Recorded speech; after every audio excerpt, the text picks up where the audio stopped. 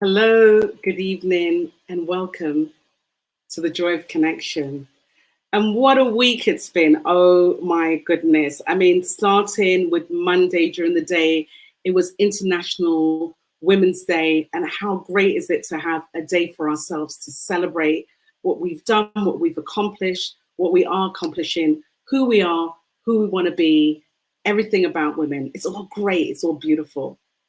And then in the evening, we had the Harry and Meghan story. I'm going to leave it at that. I'm not even going there because we don't have that kind of time. But that too was interesting. And this Sunday is going to be Mother's Day in the UK anyway.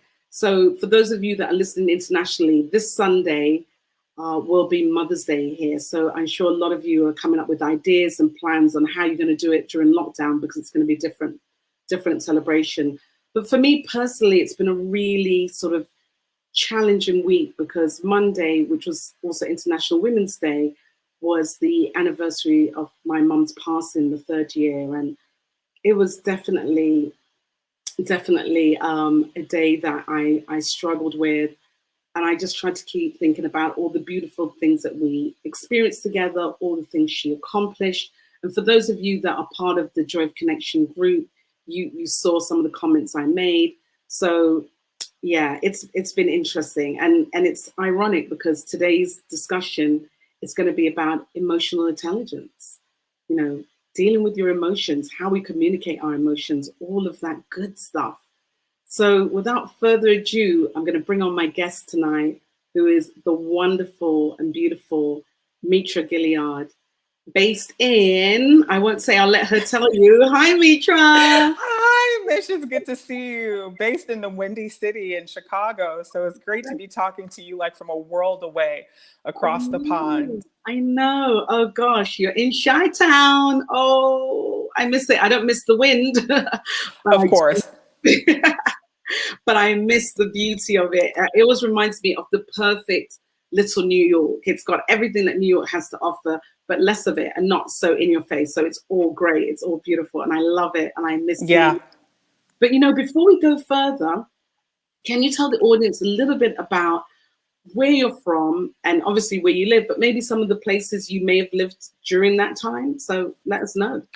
Sure. So I am Chicago, born and reared, a proud Chicagoan. And it's funny how things make their way around. So I'm back here again, but have lived in several cities in the United States, in New Orleans, in Dallas, in St. Louis, where I went to school, and also lived abroad in Madrid, Spain, which is where I had the pleasure of meeting the incomparable Michelle and maintaining this relationship for 20 plus years. So happy to have done that. But yeah, I have been all over the globe, and I.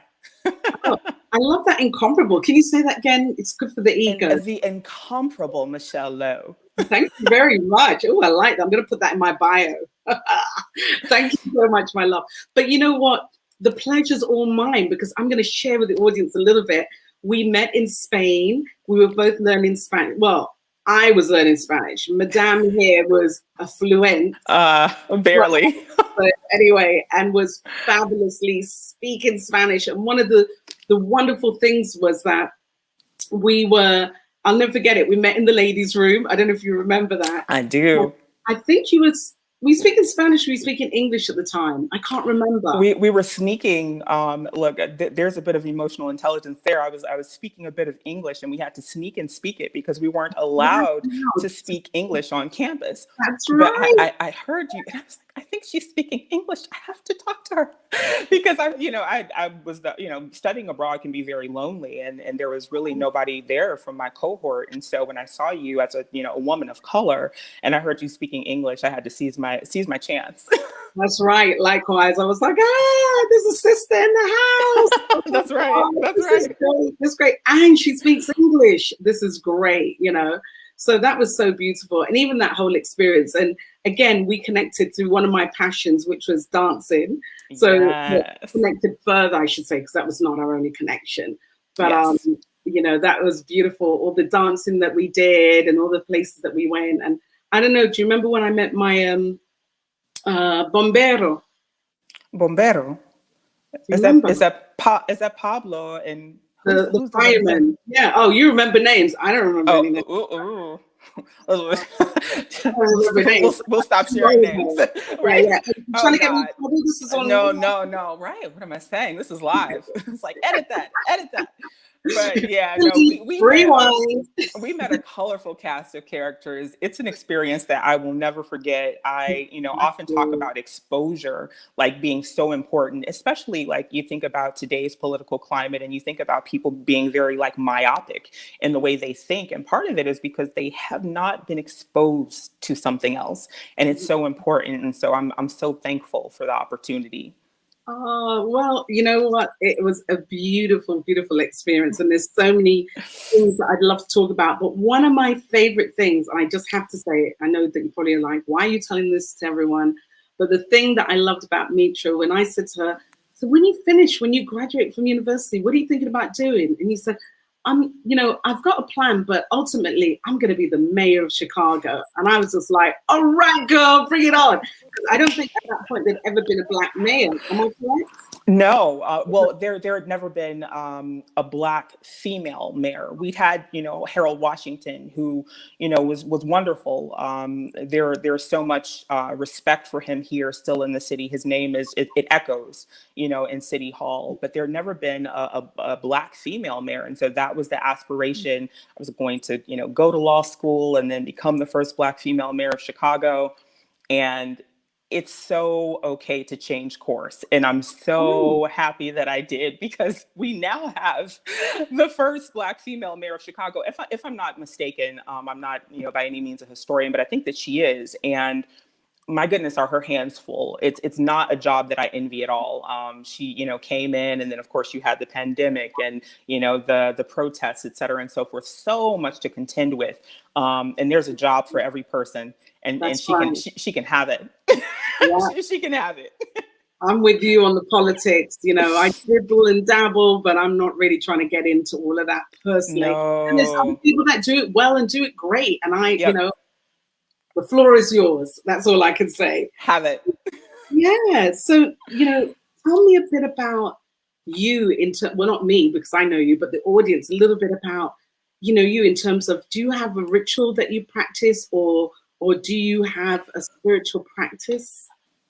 Yeah, I mean, I am a Christian, and, like proudly, and I, less quote unquote religious, and literally when we talk about spirituality and being connected to God, that has been the foundation of my life. It's been the foundation of my life through, travel, where I've seen God in, people who took me in Spain who didn't know me from anywhere, a poor, Black girl from the south side of Chicago, like they had no point of reference for me and welcomed me into their homes, being able to go through natural disaster and devastation, all of the things that happen in life. Like for me, it's important that you are undergirded with something. And for me, God is the foundation forever and always. I love that. I love that.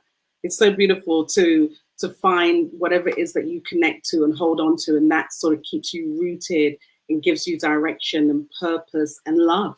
Yeah. You know, God is love, so I love Yes. that. So tell me a bit about some of your other passions. I mean, one of them is salsa dancing. I'm not sure, do you still do that? Is it still your passion? Oh my goodness, yes. They're more like Zumba online right now, based on the pandemic, but I Mm, absolutely love dance of any sorts.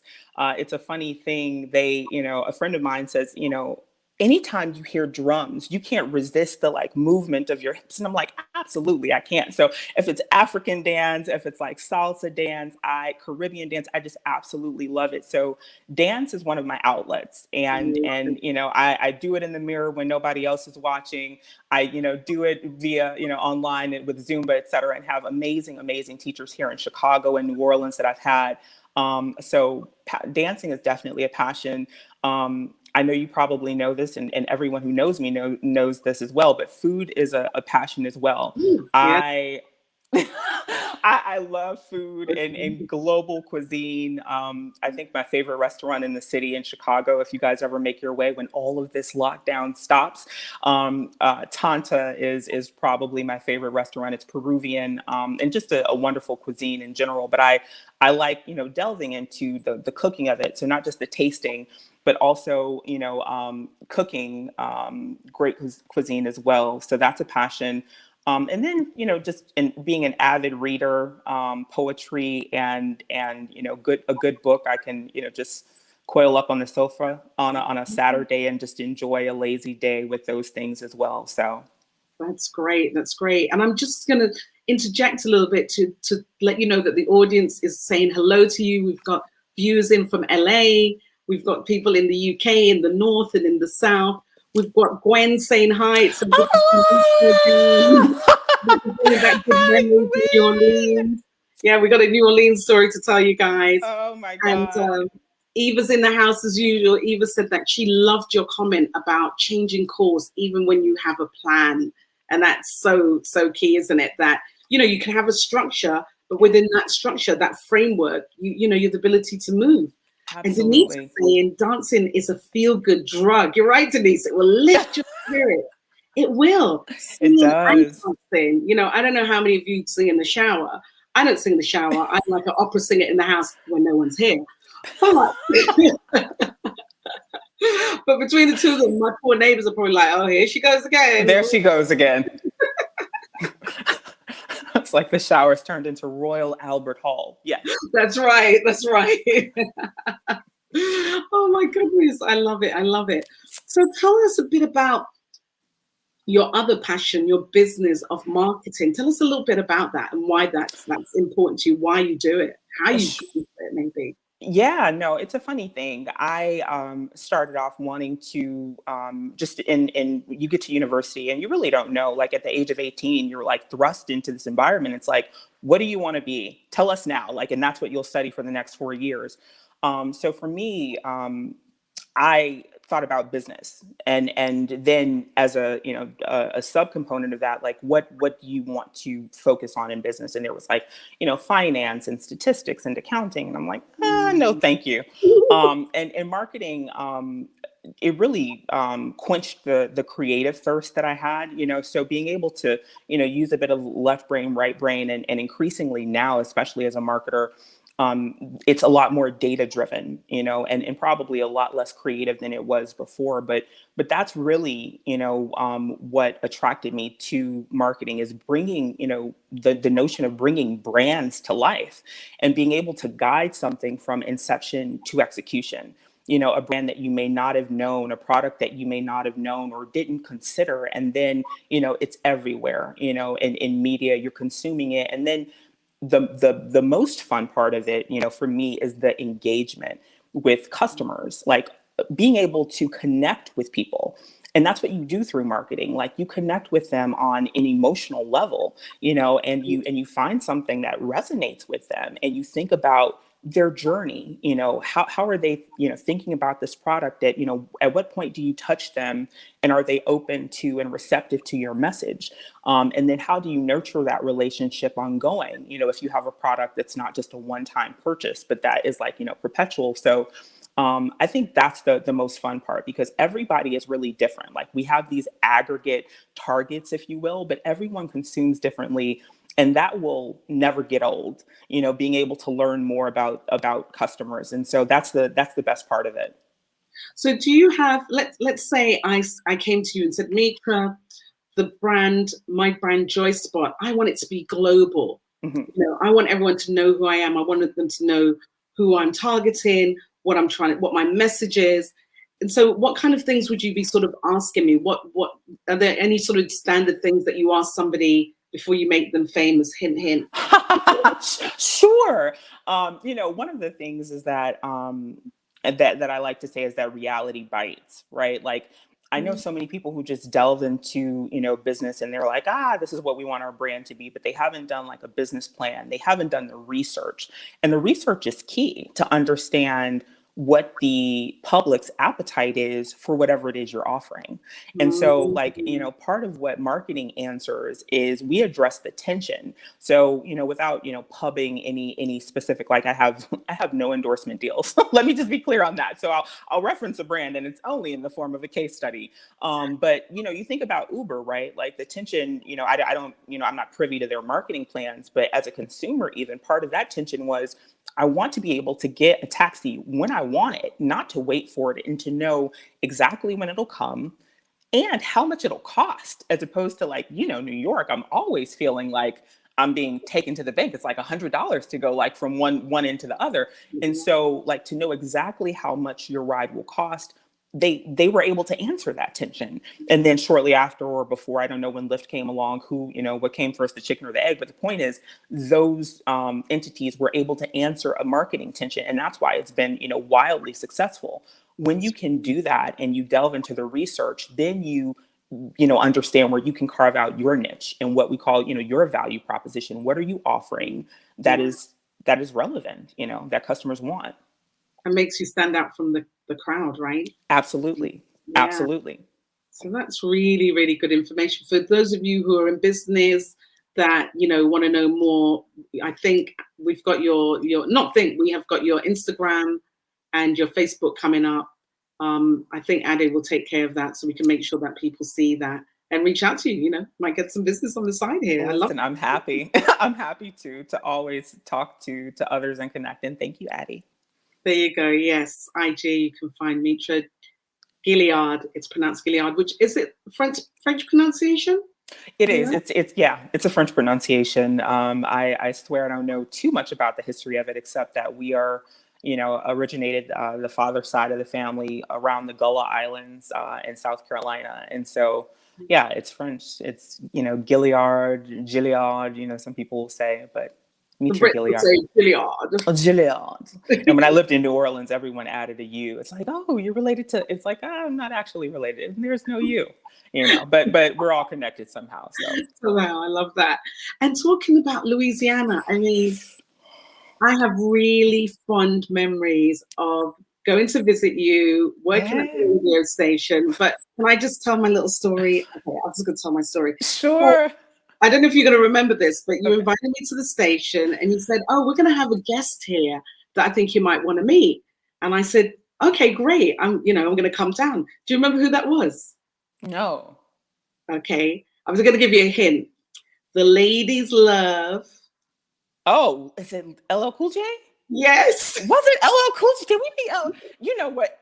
I know Well, you met so many stars, so I'm sure, but for me, it was like he's in the flesh. And then he said hi. He actually said hi to me, put his hand out, and I couldn't speak. I was like, I did not realize that New Orleans was a blur. There were so many artists, and I'm so thankful for it. But I remember something now that a coworker said to me. Like I literally would be like in my office the Yeah. entire time, just working tirelessly. Yes. And I look back on it and he says to me, "You're going to miss this. Like, you're missing it. You're like basically living at a time that you'll never live in again, with access to people that like you'll maybe never ever meet. And you're missing it. Like, you're here just like barricaded in your office." And for me, it was about the business of it. It was my first or second job out of college. And, for me, it was about a high professional standard and not about being starstruck. But Yeah. there are some amazing people that came through there where even I had to just jaw drop. It's like, this is actually happening. And it's always a blessing when they like reciprocate and show well, because they there's some amazing people there, but they're just people. And there are others who have complexes, and God bless them. Their careers don't last long because, it's just like you can't treat people that way. And as New Orleans showed, and everything that would come after your visit with Hurricane Katrina, like everything was leveled. Well, So we're gonna come to that in a minute. I just sure. wanna go back a little bit to the LL Cool J story, only from the perspective of those of you that don't know who he is, which I can't imagine anyone doesn't. But in case you don't, just Google him and take a look at his. Oh yeah. I'm just saying. I'm just saying. May You'll as know well why. do yourself a favor. You can see why I was like, and I'm normally not really starstruck. Living in New York, you see famous people all the time on the street. I've seen Susan Sarandon. I've seen this one. I've seen that one. The list goes on. I've seen, well, I don't even want to get into it. Just so many people that it's at the point you see I saw Mick Jagger in the airport once, and I was like, "Hey, Mick, is that all right, love? Yeah, all right." Mick Jagger, no, just said hello, and he said hello back. But there was something about LL. That made me melt. Yes. We'll keep the story moving. Let's focus. Let me get a glass of water. We're back. We're back. So you were in Louisiana, and I know that you enjoyed it and you loved it. But as you mentioned, life changed, and so you left. But can you share with us a little bit about what it was like to survive Katrina? Because that was just, let's just say we hope history never repeats itself. Oh, for sure. A little bit about that time, what it felt like emotionally, physically to be there. Yeah, I mean, let me start by saying, like, I hated New Orleans when I arrived. I hated everything about it. The way that people, would speak, how incestuous everything was. Everyone knew everyone, and I felt like the ultimate outsider. And over time, I grew to love New Orleans as if I had been born there. Like everything about it, just sticks out. It's such an amazing culture. And so I can't talk about, I don't want to talk about the devastation separate from talking about how amazing New Orleans is as a place, and not just as a tourist destination, because that's only a glimpse of what you're able to see. But when you live there and connect with the people there and are able to really be like embedded in the culture, it's a lovely thing, And so I think that, it just came down very, very quickly. We were not going to leave. I was dating a guy at the time, and we just resolved that we were going to stay there, in the Hyatt Hotel, which is right next to the Superdome, pretty high up, with several floors. And so we're just like, oh, if the water comes, if there's a flood, we'll be fine. And as we think about emotional intelligence, which I know we'll delve into later, I think it's so important to follow your instincts. I can't emphasize this enough. We tend to suppress what we feel. We make excuses for others. We write a narrative in our heads. We need not do any of that. If you feel like something's off, it's probably off. And something felt off. I saw the mayor, who was, I think, Ray Nagin at the time. Right. And he had been a regular guest at the radio station. So I won't say that we had a relationship at all, but I did know him and had listened to him several times. And he got on the news and he was kind of shifty. And it's, for me, what it suggested is that he knew more than he could actually divulge. Yeah. And that very next morning, I told the guy I'm dating, you're from here. You want to stay? Completely fine. I'm leaving. And when I tell you, timing is so important. We were the last people at the gas station to be able to get gas, because I don't think they send like the tankers in, or the trucks that bring in the gasoline. The person behind us literally could not get gas to leave. And so, we got gas, we left, and we went to Houston. And we just viewed it as a weekend. Like, we'd been through, hurricanes before. So it's just like, this is going to be a weekend. Everything will be fine. We'll let it pass. We'll go back.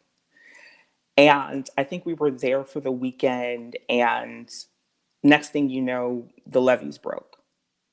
Wow. And when that happened, it was a devastation that nobody could have imagined.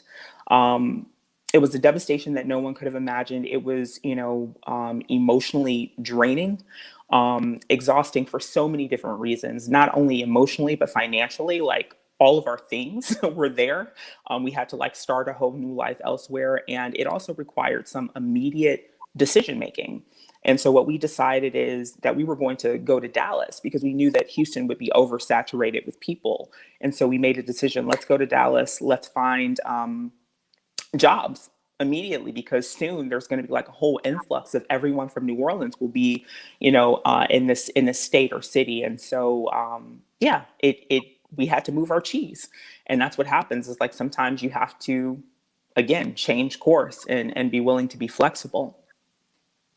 So you just used an expression that I know about, I believe it's the name of a book, Move Our Cheese. What does that mean for the English people that may not know it or may not be familiar with it? Yeah, I mean, I think as humans, you talked about, do I have a regimen? Do we have things that we do? Like, when we get into a routine, we like the routine to remain. And so, as I understand who moved my cheese, is like, why are things changing? Why is this not like the plan that I defined, or things are not normal? This is what you are used to doing, but you have to immediately flex in a way that may feel very uncomfortable. And that's fine, but it's so necessary, because we really, in this case, we did not have that. I shouldn't say that. We had the option to stay, and many did stay, and it led to their demise. And I don't want to cheapen that at all. But there are decisions to be made, and you have to sometimes be willing to make the uncomfortable choice in order to move forward. And that's so key. We had Gwen as our guest last year, and we talked about moving from discomfort to comfort. And it's exactly what you're talking about, making decisions that may not feel comfortable in that moment, but by second guessing yourself, you may make the wrong decision, which may be detrimental in the long run. Yep. So as you said, really tuning into that intuition, really honing in and saying, if it doesn't feel right, it probably isn't right. Yeah. Yeah. So I'm going to go with what doesn't feel right and make a change, make a difference, turn things around. Yeah. So I'm so glad you brought that up. And Gwen's making a comment here too. She's saying it's so true about our instincts. It's the language of our soul. This is why I love Gwen. This is why I love Gwen. We could have a whole show that's just like dedicated to how wonderful she is, and talk about like connections of people, like to be able to meet a friend of yours who is as dear to me as you are. Like, she's just absolutely wonderful. So meeting her in New Orleans and then connecting with her again, in London, just salt of the earth. Yeah, she's gold. You can't have it, but you can borrow her on occasion. That's fine. That's fine. So thank you for those beautiful comments, though. Let's talk a little bit about emotional intelligence. How does that fit into your life? What does that mean to you? What does that look and feel like? Yeah. No, it is how I govern myself now. And I have to say now, because admittedly, when I think back on it, as a young woman, very hot-headed, the relationships that I've severed, the bridges that I've singed, with knee-jerk reactions, in corporate environments, in personal relationships, with family, with strangers, just upending everything with words. And that is like with words and with our behavior. And those things are so important. You begin to think about it more, of course, from a corporate perspective, because, and for me, it's not just, corporate. Your personal brand goes with you wherever you go. That's right. People are watching you when you don't even know that they're watching.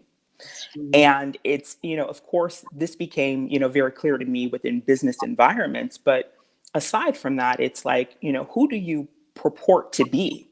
Like, what are you saying that you are, and then like, does that match up with the actions and the behaviors that you're taking?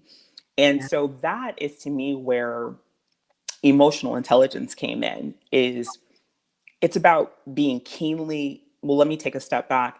There has been a lot of scholarship, a lot of, scientific articles written on that. I am not coming from that angle. I think that you have to, and like I do with many things, you take what something is and you distill it in terms of how it is useful to you. Right. And what's useful to me is like the element of self-awareness. That's right. Like that is key, to just be honest with yourself. And for me, honestly, like to be emotionally intelligent takes patience, because you have to take the time to say, okay, what just happened? What am I feeling right now? And that takes a beat. It takes a beat before you fire off that email, or before you, bless this person out with an expletive, or before you, tell your loved one where they can go and put it. Like, it takes patience. And the truth is that, like, that's not something that, like, that's not an attribute. I'm like, I have not been a patient person, but emotional intelligence takes patience and just giving yourself the space to understand what it is that you're feeling and to own that. And then to determine, like, how will that regulate your behavior? So the one thing that I want to note here is that others have talked about, like, oh, when you're aware that you're angry, then you'll say, no, I'm not going to send that email. And like, that's not where I'm coming from. What I'm saying is, I'm going to acknowledge that I may be angry That's right. and say, I'm still going to send this email, but it's going to be curated in a different way, maybe That's with a different tone. So it doesn't, to me, mean that you take your feelings and you put them in a box. right. I don't want women to do that. Like, we've done it long enough. Yeah. I don't want us to do it in any environment, in personal and love relationships and corporate environments. I want us to be, our voices to be heard. But the thing about, this emotional intelligence is that it starts with you. Yeah. It starts with you. It's not about, what someone else is projecting onto you. My That's, mom would always say, like, you can't control other people, but you can control what you do. And abs- that is, I'm sorry, go ahead. no, I'm saying absolutely. I'm agreeing with you. Yeah, that's what it's about, is really owning how you feel, like what emotions are coming through very raw right now. And that, like, that awareness is the first step, and then like the self-regulation is the next step. Like, okay, how will this then impact my behavior? What will I do? How will I move forward? And then it, while it governs you independently, it also impacts like the interpersonal relationships. Like, the way that you are affects everyone around you, and we know that. Sometimes we don't care. And admittedly, like, I was just a selfish little brat, growing up, and then even in my 20s, like, relationships were just about me. Quick to just like write you off. Okay, fine. Like, let's just call it done. You know. But when you find relationships worth preserving, you know, and even if the relationships have to be severed, it still goes back to a why and intention. That's right. Yeah. Intention. Oh, intention's the key. Yeah. And And also how you want to leave somebody feeling after you've had that conversation or that dialogue or that email, or, because once you've said it, you usually can't come back from that. nope. One of our audience members, Leslie, saying, I call this double thinking. It saves me many times. And it's really true. It's true, because you'll have to you'll have to come back to it at some point. You can have the knee-jerk reaction and not take the time right now, but then you'll have to spend the time to repair whatever it is that you did and all of the fallout, all of the crisis that comes from that. And that's if it can be repaired. So just taking a moment to own what you're feeling and then to be very intentional, like that to me is the most important thing. Like knowing what you're feeling, being intentional, and like avoiding regret, so that you say, I like when you say it, it's I said what I said. Done, like done. As Miss Yashir said the other day in her commentary, ha, done. I love her. Okay, we won't go into that, but yeah, I mean, done. And but it gives you that confidence, and it allows you to be intentional in that way. Yeah, it's really important. In my group Joy of Connection, I have a Set Your Intention Sunday where I talk about, what I think might be a great intention for the week. And one of the things that has been on my mind this week has been values. Just, going back to your core values, what's important to you, how you live your life, how you treat other people. It all goes back to your values.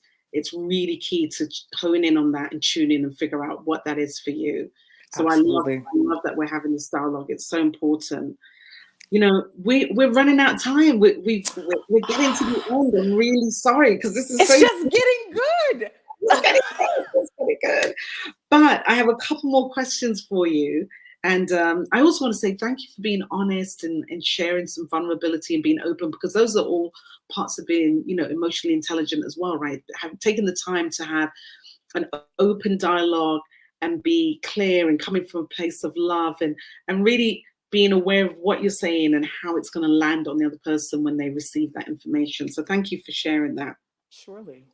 But one of my favorite things that I want to talk about is one of my favorite songs from Stevie Wonder. And it's that, here's one of my favorite songs, Love's in Need of Love Today. Don't delay, send yours in right away. So I just want to ask you, what type of love are you in need of? Or what kind of love do you think the world's in need of? What do you think? Yeah. It's so funny. My best friend who you've met, Miles, we talk about this a lot, and we talk about love as a reciprocal, like never ending thing. Like there are no measurements in terms of what he does for me or what I do for him. There is always a mindfulness of one another. There is also a consistency. And that is the type of love from anyone that, who actually, professes to love me, that I always want to have.